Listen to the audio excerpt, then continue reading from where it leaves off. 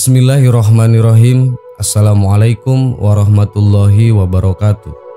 Sahabat yang beriman, Shaddad bin Ad bin Aus bin Arum bin Syam bin Nuh adalah salah satu tokoh yang pernah menguasai dunia. Selain Sulaiman bin Daud, Iskandar Zulkarnain dan Namrud bin Kan'an, Shaddad menikahi 4.000 perempuan dan memiliki 4.000 anak. Sejarawan Mesir Syekh Muhammad bin Ahmad bin Iyas dalam bukunya yang diterjemahkan oleh Abdul Halim berjudul Kisah Penciptaan dan Tokoh-Tokoh Sepanjang Masa mengutip Wahab bin Munabbih mengatakan bahwa Shaddad bin Ad hidup selama 1000 tahun. Riwayat lain menyebut Shaddad diberikan umur panjang yakni 1200 tahun. Ia merupakan penguasa dunia pertama setelah Nabi Nuh alaihissalam. Sedangkan Al-Kisai berkisah ketika Ad mau meninggal, dia mengangkat 3 anaknya untuk menjadi penggantinya, yaitu Shaddad, Syadid, dan Arum. Shaddad adalah anak Ad yang terbesar. Dia dituruti oleh banyak pelayan karena sesuatu yang dia miliki setelah kepergian ayahnya. Tatkala keagungannya kian bertambah, dia memerangi raja-raja yang ada di seantero bumi, membunuh mereka, menguasai tanah dan tempat tinggal mereka. Dia memegang tampuk kerajaan dari timur hingga barat dalam genggaman kekuasaannya. Wahab bin Munabbih mengatakan, belum pernah ada yang bisa menguasai dunia seluruhnya kecuali 4 orang. 2 orang mukmin dan 2 lagi orang kafir. Yang mukmin adalah Sulaiman bin Daud dan Iskandar Zulkarnain, sementara yang kafir adalah Shaddad bin Ad dan Namrud bin Kan'an. Menurut pendapat lain, yang satunya lagi adalah Nebukadnezar. Allah sajalah yang lebih mengetahui kebenarannya yang sesungguhnya. Membangun surga di dunia. Al-Kisai mengatakan bahwa Shaddad bin Ad dahulunya adalah orang yang sangat tertarik membaca kitab-kitab terdahulu yang telah diturunkan kepada para nabi. Setiap kali ia mendengar tentang sifat-sifat surga, dirinya merasa senang. Dalam hatinya terbersit untuk mendapatkan surga semacam itu di dunia. Shaddad bin Ad memerintahkan salah seorang menterinya. Dia memiliki 1000 menteri untuk mengumpulkan orang-orang pintar dan para arsitek untuknya dan menyuruh mereka untuk mencarikan tanah yang luas, udaranya baik, dan banyak sungai dan pepohonannya untuk membangun surga yang besar untuknya. Berangkatlah sang menteri beserta pasukannya yang pintar-pintar. Mereka berangkat menyusuri pelosok bumi. Tatkala mereka sampai ke daerah Aden yang ada di pinggiran Yaman, di sana mereka menemukan tanah yang cocok dengan kriteria yang diinginkan oleh Shaddad bin Ad. Mereka kembali kepada Shaddad bin Ad melaporkan tentang tanah tersebut. Setelah mendapatkan laporan tentang tanah tersebut, Shaddad bin Ad mengutus tukang bangunan dan para arsitek ke sana.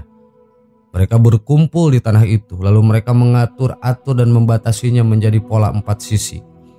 Lingkaran tanah itu berukuran 4 parsak. Setiap sisinya berukuran 10 parsak. Ketika para pekerja itu telah menggali pondasi kota tersebut, di sana mereka telah mendirikan pagar dari batu pualam yang diberi lukisan berbintik-bintik. Sisinya telah di setengahnya mereka kerjakan. Hal tersebut mereka laporkan kepada Shaddad bin Ad. Mendengar laporan tersebut, Shaddad bin Ad berkata kepada para menterinya, "Tidakkah kalian tahu bahwa aku telah menguasai dunia seluruhnya?" Para menteri menjawab, "Tahu Paduka."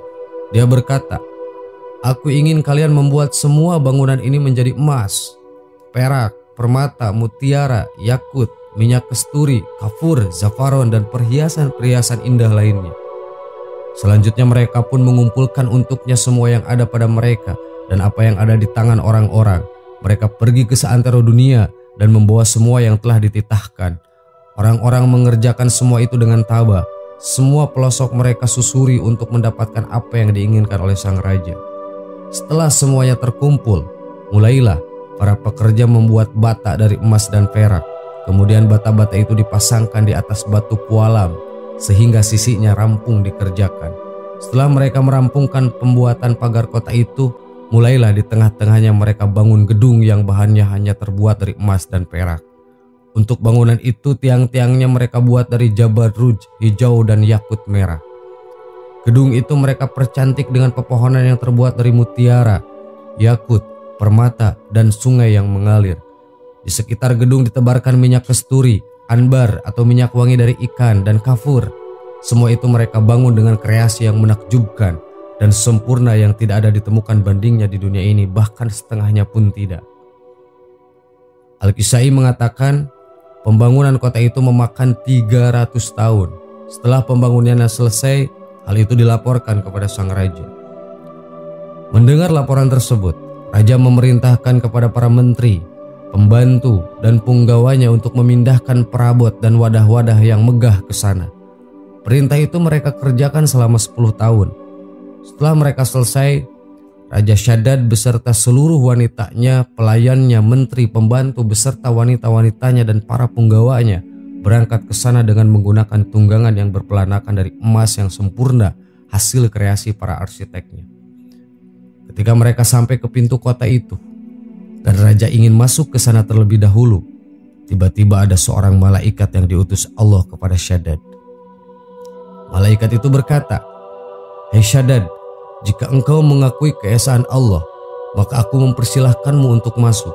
Akan tetapi, jika engkau tidak mau mengakuinya, maka pada saat ini juga aku akan merenggut ruhmu." Mendengar ujaran malaikat itu, Shaddad menolak. Ia kafir dan mendurhakainya. Oleh karenanya, malaikat itu berteriak kepada mereka dengan sekali teriakan sehingga mereka semuanya mati. Tidak ada seorang pun dari mereka yang masuk ke kota itu. Wahab bin Munabbih mengatakan, di muka bumi tidak pernah ada sebuah kota yang seperti kota itu.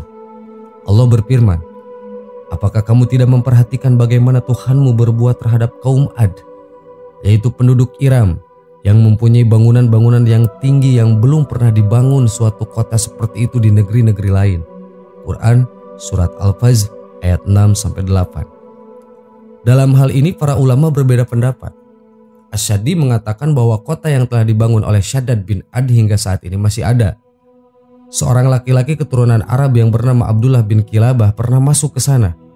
Kejadian itu terjadi pada masa kekhalifahan Muawiyah bin Abu Sufyan pada tahun 48 Hijriah. Kota ajaib. Suatu ketika seorang pemuda bernama Abdullah bin Kalab tengah mencari untanya yang hilang. Ia berjalan ke sana ke sini untuk mencari untanya yang hilang hingga sampai ke wilayah Ad. Di tengah wilayah yang asing itu, ia menemukan sebuah kota yang dikelilingi parit. Dalam buku Hayatul Qulub karya Syahid Muhammad Bakir Al-Majlisi dijelaskan, Abdullah pun mendekat dan mengira kota itu berpenghuni sehingga ia bisa mencari informasi tentang untanya.